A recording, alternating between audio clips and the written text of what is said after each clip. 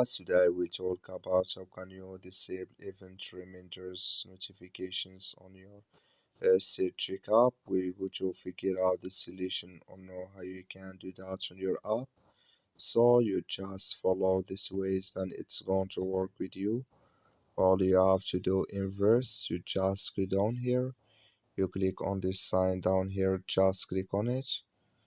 So then it's going to take you to your profile. It's going to show for you like this. Then you go down, just keep going down here. You come to event reminders, just click on it. So then you come to next here, you come to show notifications. Clicking this sign or this color, like you see color, it's gone here. That's mean event reminders disable with us now. That's all you have to do. That's all. Thank you for watching. Don't forget to support us by liking, subscribe. So thank you for your watching.